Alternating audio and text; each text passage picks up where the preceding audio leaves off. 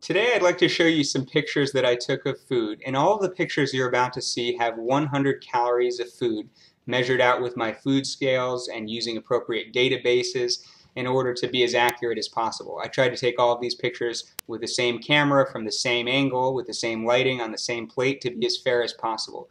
And you'll see that the amount of food in the different pictures is very different, and I'm going to start with the most calorie dilute foods, in other words, the least calorie dense foods, and then move to the more and more calorie dense foods, and you'll see the amount of food decreases to smaller and smaller to almost nothing. So let's go ahead and get started. We'll start off with these mushrooms. You can see this huge plate of mushrooms, 454 grams, only 0.22 calories per gram. And now you can see the spinach, 0.245 calories per gram.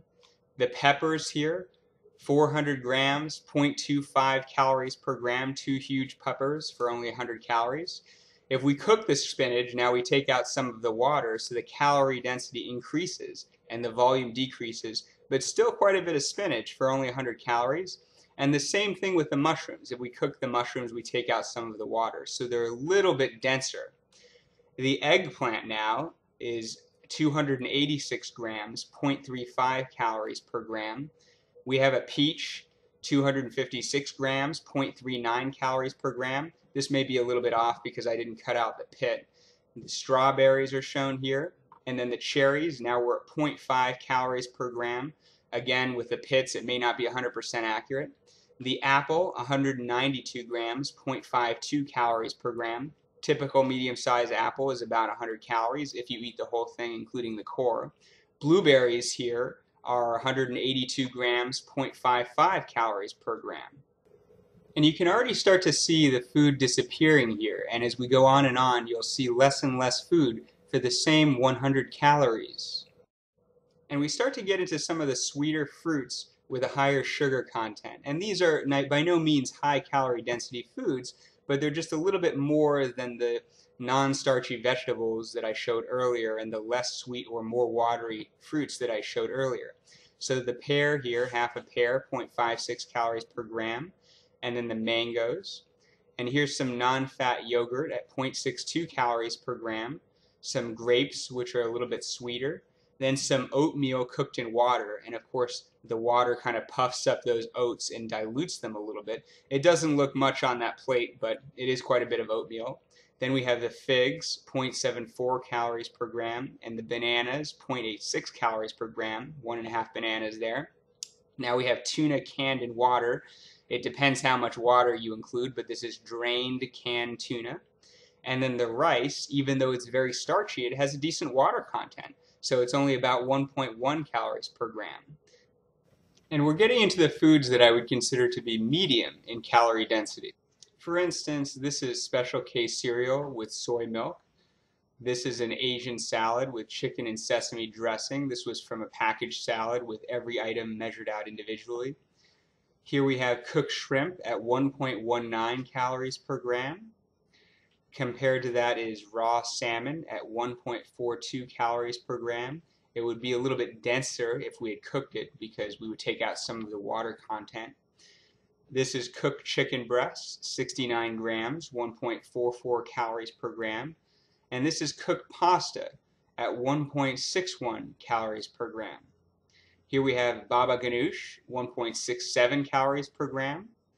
And Dreyer's mint chip slow churned ice cream at 1.77 calories per gram, a little bit lighter than your typical ice cream. Here we have sardines in olive oil, and the oil brings up the calorie density significantly. So this is 2.13 calories per gram. And anything above 2 calories per gram is certainly high in calorie density. And here we have French fries. The calorie density has been massively increased by frying the potatoes in oil, 2.6 calories per gram. Here we have toasted bread. Here is a small piece of a blueberry muffin. Here is Special K cereal dry without the milk, and dry cereal in general without milk is very high in calorie density. Here we have Twizzlers, almost pure sugar, 3.56 calories per gram. Here is dry pasta. You take away the water, and now it's much higher in calorie density, 3.57 calories per gram. Here are Swedish fish. Here are some pretzels.